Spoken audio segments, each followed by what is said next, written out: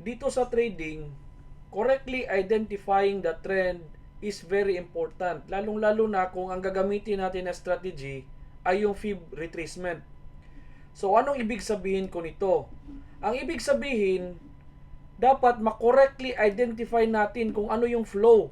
It's either uptrend or downtrend. So, paano mo malalaman kung uptrend yan or downtrend yan?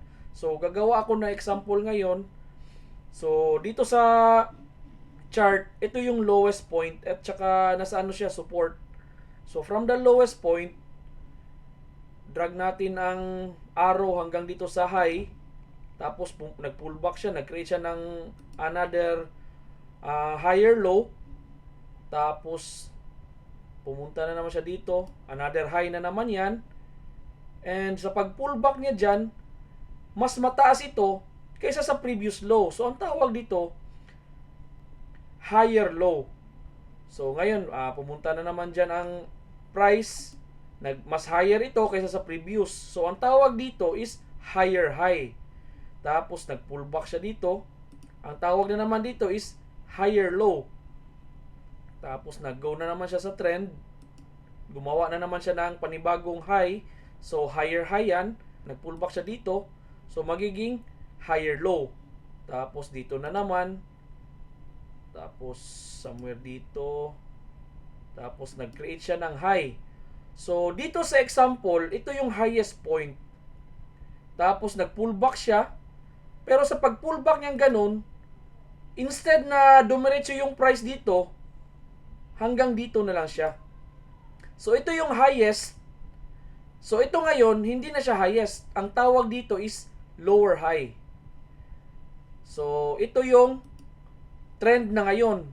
Bumaba na siya. So, ang tawag naman dito is lower low. Kasi, mas low siya kaysa sa previous low na ito. Tapos, umakyat siya ganun. Parang mas mataas siguro ito kaunti kaysa dito. Tapos, dumiretso na naman siyang bumaba. So, mas mababa ito kaysa sa dito. So, ito is lower low. Tapos, gumanya na naman siya hanggang bumaba na naman. So, umakyat na naman. Ito yung example kung paano natin malalaman yung trend. Dapat mag-print siya dito low, tapos may higher pa nito, magiging higher low. Tapos yung higher low, na-break na naman niya, magiging higher low ulit, and higher low ulit, higher low ulit. Hanggang sa maulit na yung trend. Going downtrend na. So, ito is higher low, lower low, lower low, and lower low. Pero, hindi natin pahirapan buhay natin dito. Pwede natin gamitan yan ng indicator para mas accurate yung trend na titingnan natin. So, ang gagawin natin dito, punta tayo sa indicators. Tapos, search natin dyan si higher high. So, ito siya si higher high, lower low, live from Lonesome TH. Click nyo lang yan. So, ayan na siya. So, kung napapansin nyo, ang ginawa ko na trend, magkaiba sa ginawa niya na trend din. So, parang malaki yung jump from here to there. Sobrang laki. So, gagawin natin, punta tayo sa settings niyan. So, click natin dito si lower high and lower low. Click natin sa settings. Tapos, punta tayo sa inputs. Sa inputs, ito si zigzag period. Gawin natin 4. So, kung napapansin nyo, yung puti kanina na ginawa ko, ito yung puti. So, dito banda, may mali pa ako. Mas accurate to. Mas accurate talaga ito. Indicator to, software to. So, subukan natin tanggalin yung ginawa ko.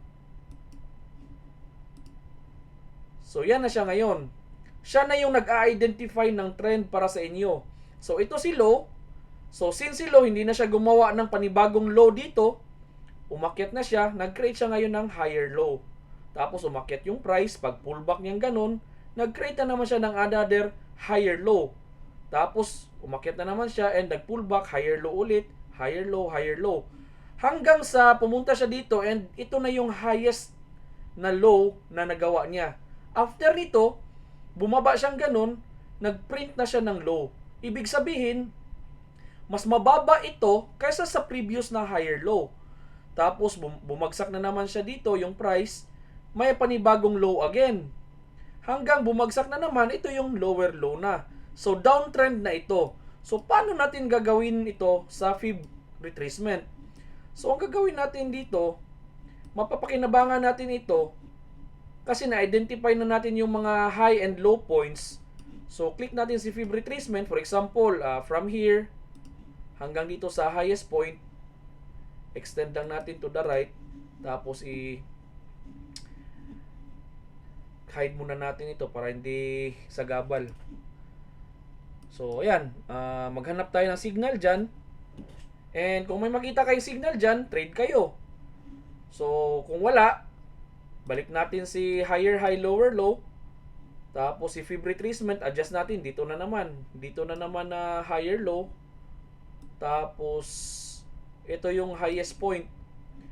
So by the way, kung ang trend pala uptrend, dapat ang purple line nyo dapat nasa ibabaw.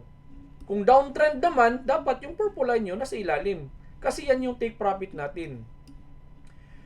So extend to the right. So ito very clear, may signal dyan. Hide muna natin ito. Ito meron siyang inverted hammer at saka meron ding rejection. Sobrang haba ng buntot. Pwede kayong mag-trade dyan. Tapos for example, nag-trade tayo dito sa rejection. Stop loss dyan. Take profit dito. So bandang dito in ilang araw ba to? In 7 days time, hit niya yung take profit. So close natin at tanggalin natin yan. Tapos balik natin si higher high, lower low.